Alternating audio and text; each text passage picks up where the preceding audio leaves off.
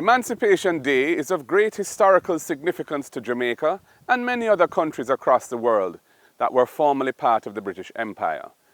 Plantation slavery came to an end at midnight on July 31st, 1838, and so the 1st of August is the anniversary of the day when slavery ended. It is the day on which we celebrate our freedom as a people, a day of very great national importance as the vast majority of our ancestors came to these shores in bondage.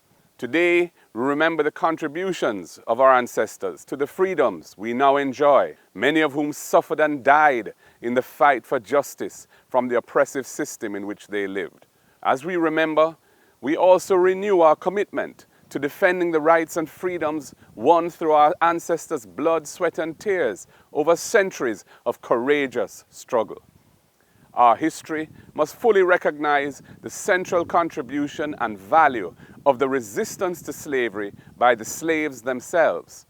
Our own people were our principal liberators.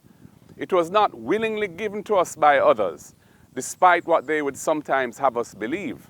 Great heroines and heroes of our people, Nanny, Taki, and Sam Sharp, led the way to freedom from slavery. The observation of Emancipation Day as a public holiday was reinstated in 1997 to ensure that we never forget the significance of the 1st of August celebrations. I continue to believe in the power of that observance. It is distinct from and as significant as the 6th of August, when we celebrate the anniversary of our political independence. When the 311,000 former slaves left the plantations 184 years ago as free men and women, they received no compensation for their and their foreparents' unpaid labor and abuse.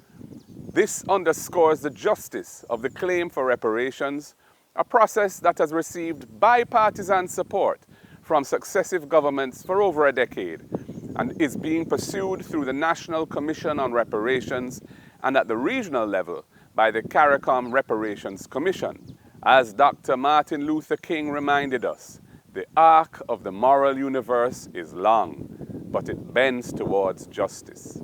I recall that last year, the government, through the Minister with responsibility for culture, said that they would be embarking on a separate initiative to seek compensation by way of a petition to the Privy Council, seeking billions of pounds in reparations. The country has not been told anything more of this since that announcement and would like to know the present status of that petition.